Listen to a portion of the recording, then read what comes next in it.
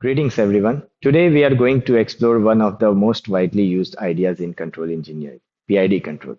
Think about ISRO's Chandrayaan mission requiring a precise lunar landing, or Boston Dynamics Atlas robot balancing while running. These are extraordinary achievements of control systems at work.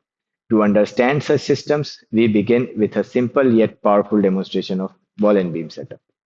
It shows how a PID controller stabilizes an unstable system, forming the basis of real-world applications. Here we have a beam mounted on a servo motor. A ball rests on the beam, free to roll in either direction under gravity. When the beam tilts, the ball immediately rolls away. The system is naturally unstable. Without active control, the ball cannot be positioned to a reference point. Our goal is to use PID controller to move the ball to a reference point and hold it there. So what exactly is PID control? PID stands for proportional, integral, and derivative, three actions combined into control signal. Proportional looks at the error, the difference between where the ball should be and where the ball actually is. The larger the error, the stronger the corrective action. Integral looks at the history of error, where if the ball is consistently lagging behind, the integral builds up and eliminates steady state offset. Derivative predicts future motion by looking at the rate of change of error, adding damping effect to prevent oscillations. The control output is as follows, where UT is your control output, KP, KI, and KD are the control gain parameters, and ET is the error. Now let's see PID in action on our ball and beam system. Here you can see two plots on the screen. The yellow curve represents the desired ball position, while the blue curve shows the actual ball position on the beam. First, with proportional control only, notice that when we set the reference position, which in this case is the midpoint of the beam, the ball moves towards it but keeps oscillating.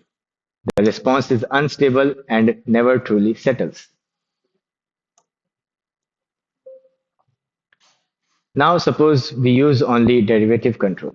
The ball does not reach the desired position at all because there is no proportional action to drive it towards the target. However, if you try to disturb the ball, the derivative action quickly resists sudden motion and tries to stop it.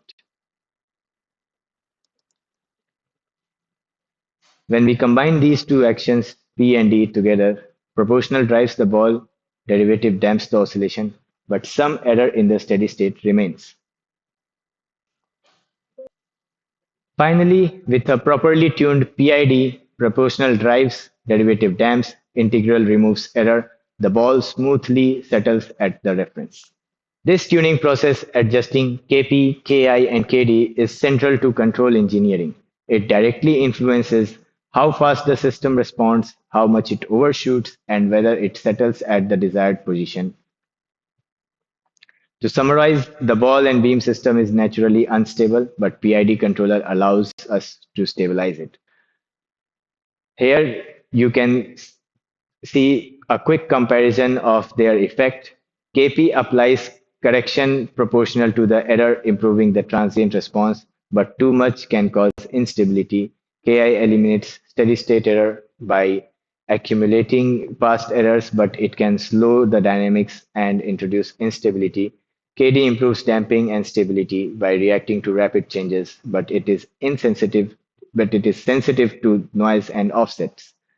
Together, when properly tuned, these three actions make PID one of the most powerful and widely used controllers.